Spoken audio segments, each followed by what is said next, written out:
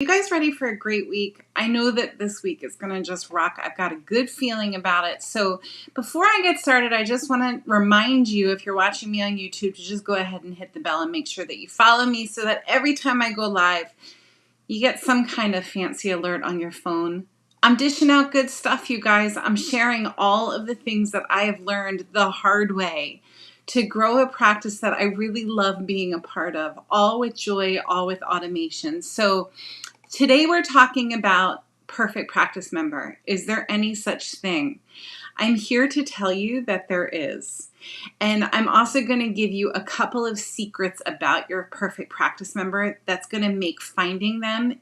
For this tidbit, what I want to do is I'm just going to assume that your perfect practice member is a her. So I don't have to keep thinking them, they. I got to get my pronouns right this morning. So let's go her, okay?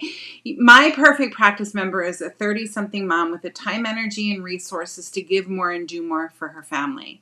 I've memorized that because it's so important to me to know everything about this amazing woman so that when I see her out in the community or at the supermarket or when I'm waiting at the dentist office or if I'm going to the health food store, as soon as I see her, because I've studied her, because I've spent so much time thinking of her and how I can serve her, as soon as I meet her, I know that she's one of my perfect practice members. Then I know what to say. Then I can double click on my practice values, which we've been through, my practice mission, which we've been through, my practice statement. So let's get into the nuts and bolts of the perfect practice member. By the way, if you want to grab access to the perfect practice member 100, just check out the link below this video. And I'm going to show you exactly what you're going to get when you go to that link. So this is the Perfect Practice Member 100. These are, I'm not kidding you guys, 100 questions to ask yourself when putting pen to paper to discover your perfect practice member. They're questions like, where does she shop?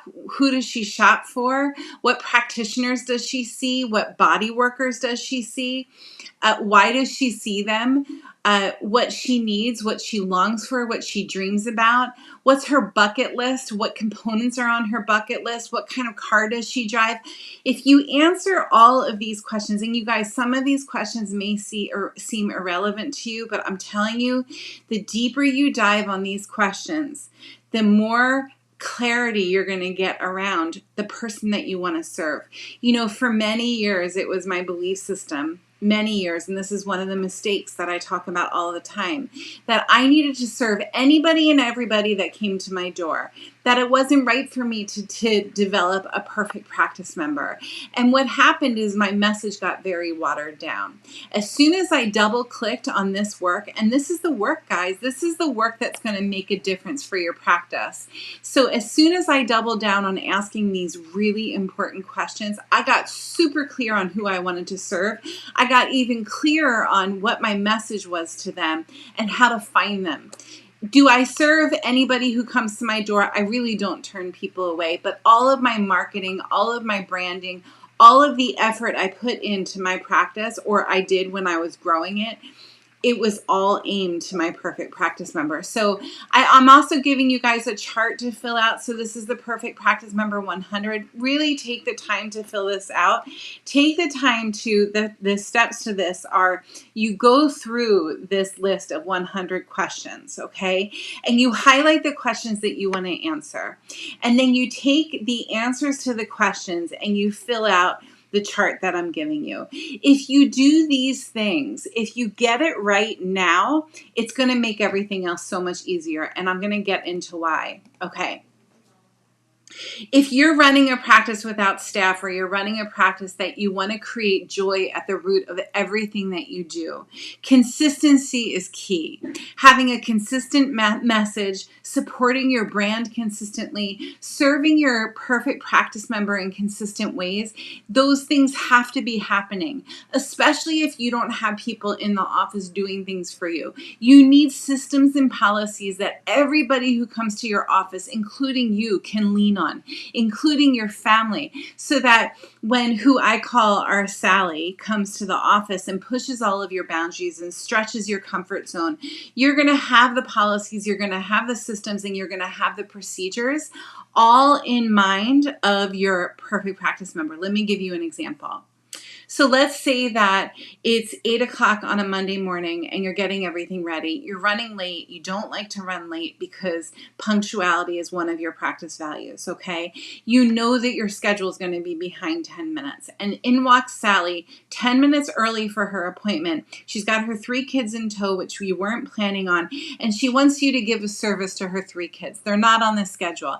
And you know that the next person who's coming in for your 8 o'clock appointment is going to show up any minute. What do?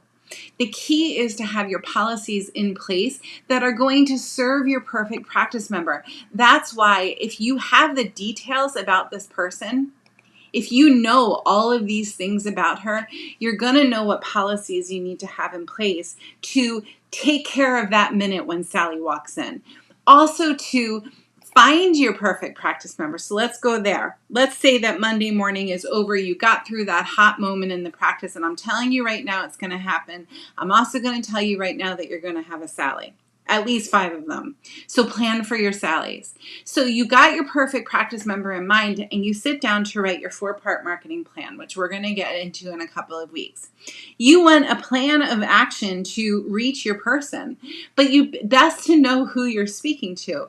If you're speaking to anyone and everyone, or if you see a list like this and you're not answering all the questions, maybe you just answer a few of them. Maybe you only know the practitioners that your perfect practice member frequents, and maybe how they speak. Do they speak with their hands? Are they loud? Are they shy? Are they very eloquent with their speech? All of these things matter when you're trying to communicate with them through social media, through email marketing, through text messages, all of these things. So if you center your marketing plan, your 4-part marketing plan, around all of the moving components of your perfect practice member, it's going to make it so much easier. I'm telling you, if you have this list ready to go, and if you weren't watching earlier, just make sure that you grab access to the list in the description of this video below. I'm giving it to you for free.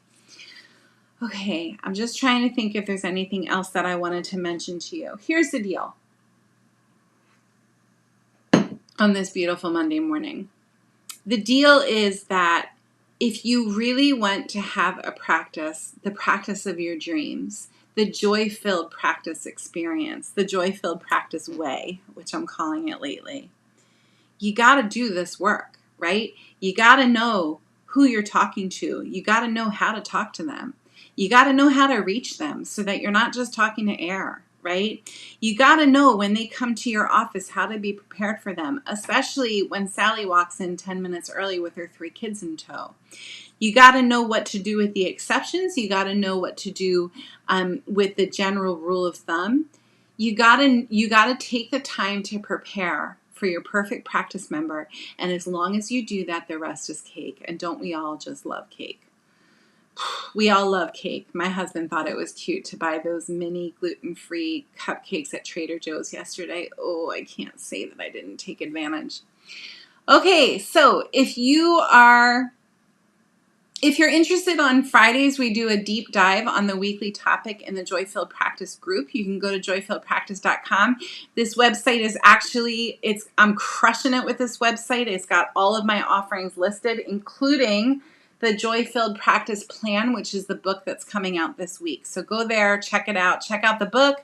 Check out all of the things, including the group that goes deep dive into the weekly topics.